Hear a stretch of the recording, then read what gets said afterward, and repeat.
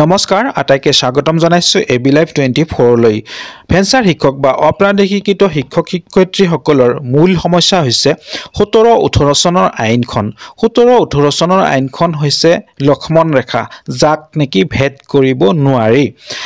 অসম চৰকাৰে এনেকুৱা এটা ভাব দেখুৱাই আছে যে 17-18 চনৰ যিখন আইন হেতু শিক্ষা বিভাগৰ ভাৰতবৰ্ষৰ ভিতৰতেই সৰ্বকালৰ সৰ্বোচ্চ এটা আইন যাক নেকি সংশোধনেই কৰিব নোৱাৰি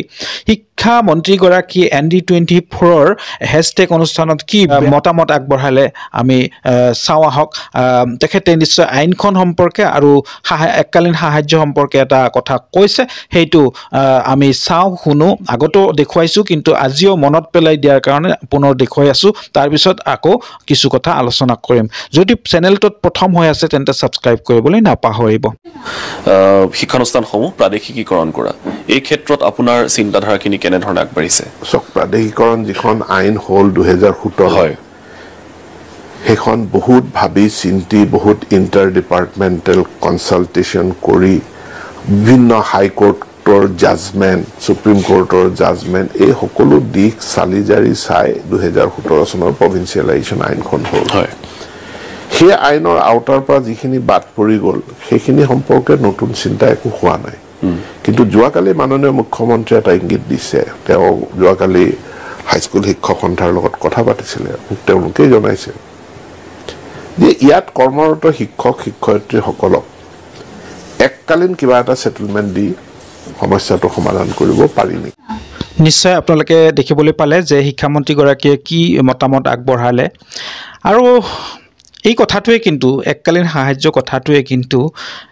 ভেঞ্চাৰ শিক্ষকসকলক খুলি খাই আছে আৰু ইয়াৰ প্ৰতিক্ৰিয়া স্বৰূপে এটা ভিডিঅ' ক্লিপ আপোনালোকক দেখুৱাবলৈ বিচাৰিছো এগৰাকী শিক্ষক গোলাঘাটৰ নবীন বৰা ছাৰে এনেকৈ প্ৰতিক্ৰিয়া ব্যক্ত কৰিছে আহকচোন তেখেতৰ প্ৰতিক্ৰিয়াটো চাই লওঁ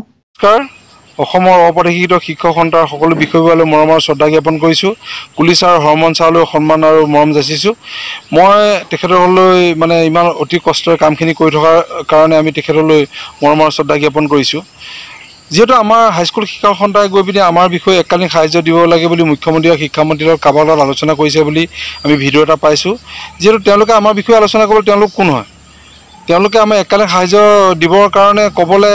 এককালীন সাহায্য দি আমাক অঁতৰাই দিবৰ কাৰণে তেওঁলোকে আমি ইমান দিন বছৰ চাকৰি কৰিছিলোঁ নি আজি 30 বছৰ 20 বছৰ আমি 18 বছৰ কোনোবা খাতি আমি ইয়াত আছোঁ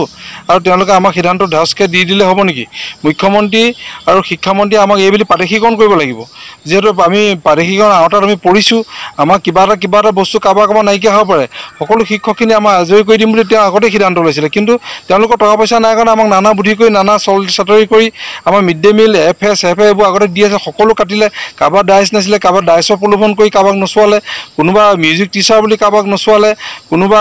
বি মিউজিক নাই বুলি কাৰোবাক নচোৱালে কোনোবা কিবাকিবি নচোৱালে এইবোৰ আমাক ভাগ কৰি আমাক শিক্ষকখিনি কমজুৰি কৰিলে এইটো আমাক শিক্ষক সন্থা মানে আঁতৰৰ পৰা আঁতৰি কোনোবা হাইস্কুল শিক্ষক সন্থাই আমাক মানে এককালীন সাহায্যতা দি আমাক জীৱনটো চেছ কৰিবলৈ বিচাৰিছে এইটো কি বুদ্ধি লগালে মুখ্যমন্ত্ৰী আৰু শিক্ষামন্ত্ৰীয়ে এইবোৰ আলোচনাত আমাৰ যাবলৈ জোৰদাৰ আন্দোলন কৰিব লাগে এই আন্দোলনৰ কাৰ্যসূচীৰ লগত হৰমোহন ছাৰক মইতো অনুৰোধ জনাইছোঁ পুলিচ ছাৰক অনুৰোধ জনাইছোঁ ইয়াকে কৈ মোৰ চমু বক্তব্য সকলো শিক্ষকৰ হৈ মই ইমানতে সামৰণি মাৰিছোঁ ধন্যবাদ